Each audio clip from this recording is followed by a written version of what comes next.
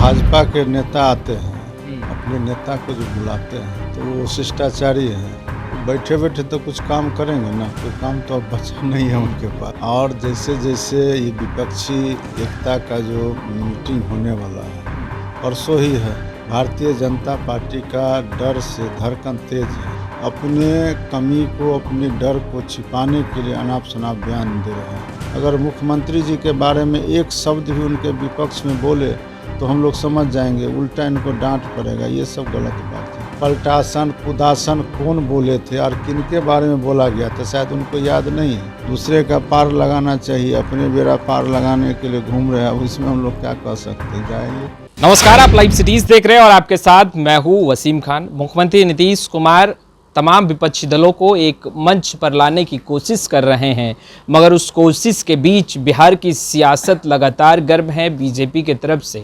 लगातार सवालों का बौछार किया जा रहा है। देखिए, आज अंतर्राष्ट्रीय योग दिवस भी है और उस बीच सैयद शाहनवाज हुसैन ने जमकर निशाना भी साधा है। हमारे साथ बातचीत करने के लिए जेडीयू के कद्दावर नेता, बिहार सरकार में मंत्री मदन सहनी जी हैं। मदन सहनी जी, विपक्षी एकता को लेकर के एक अहम बैठक जो है वो बुलाई गई है, वहीं बीजेपी कह रही है कि तमाम भ्रष्टाचारी जो है वो पटना पहुंच रहे हैं। और जब भाजपा के नेता आते हैं, अपने नेता को जो बुलाते हैं तो वो शिष्टाचारी है। इसका प्रमाण पत्र वो इशू करते हैं। बताइए, ये कोई पूरे देश के विपक्ष के नेता के साथ इस तरह से मजाक करना, तो ये तो गलत है ना। सुशील कुमार मोदी ने कहा कि ये भाजपा को देश से हटाने की बैठक नहीं है, ये कांग्रेस को देश से हटाने की बैठक हो रही है। बैठे बैठे तो कुछ काम करेंगे ना, कोई काम तो अब बचा नहीं है उनके पास। और जैसे जैसे ये विपक्षी एकता का जो मीटिंग होने वाला है, परसों ही है जी, इसका समय जैसे जैसे नज़दीक आ रहा है, भारतीय जनता पार्टी का डर से धड़कन तेज है। और जब धड़कन तेज है तो उसको कुछ तो बयान करेंगे। निश्चित रूप से ये बड़ा मैसेज है और यह कोई हंसी मजाक नहीं है।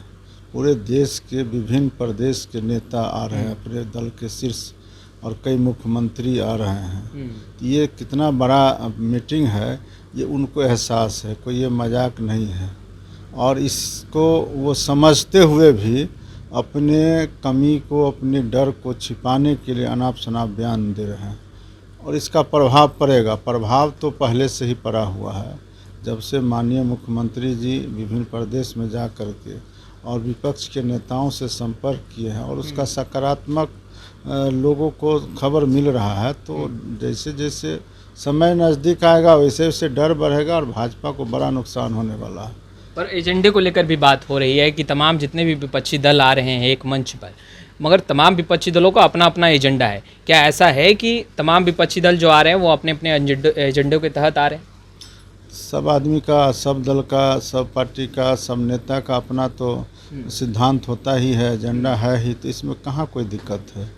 लेकिन सबसे बड़ा एजेंडा उसमें देखना होगा।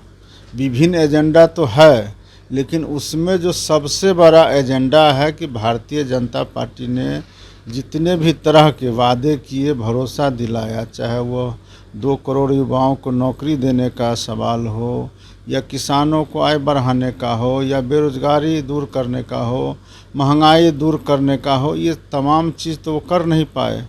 तो इस सबसे बड़ा एजेंडा तो इस बात का है। उसके अलावा ये काम तो नहीं कर पाए, तो एक मुद्दा है। दूसरा सबसे बड़ा मुद्दा है कि संविधान के साथ ये खिलवाड़ कर रहे हैं और लोगों को धर्म के नाम पर लड़ा रहे हैं। तो ये तमाम चीज़ एक दूसरा मुद्दा है। और इससे बचाने के लिए जो संविधान बचाओ अभियान है, देश बचाओ अभियान है, और उसको एक करने के लिए जो विपक्षी एकता है, ये सबसे बड़ा एजेंडा है। और इस एजेंडा के लिए जो विभिन्न तरह के एजेंडे प्रदेश स्तर के हैं, वो दूसरी चीज़ है। पर मुख्यमंत्री नीतीश कुमार क्या उन तमाम अनेकों एजेंडों के बीच में एक एजेंडा को आगे कर पाएंगे? ये कोई पहली बार नहीं हुई है। इस तरह का जब जब देश में इस तरह के भावना भड़के हैं या भड़काने का कोशिश किया गया है, या जब भी इस तरह के मामला हुए हैं कि जब कोई सत्ता में बैठ करके और सत्ता के नशे में चूर हो जाते हैं, तो विभिन्न राजनीतिक दल एकजुट हुए हैं और उसको परास्त किए हैं। और इस बार भारतीय जनता पार्टी के खिलाफ पूरा देश गोलबंद है। बिहार से इसकी शुरुआत हो रही है। हम लोग गौरवशाली हैं कि हम लोग एक बड़े काम को करने में सफल हो रहे हैं। पर नेता प्रतिपक्ष विजय सिन्हा, मुख्यमंत्री नीतीश कुमार, लालू प्रसाद यादव, तेजस्वी यादव, इन तमाम नेताओं को भ्रष्टाचारी बता रहे हैं। कह रहे हैं जनता तो सब जानती है कि ये तमाम नेता भ्रष्टाचारी हैं।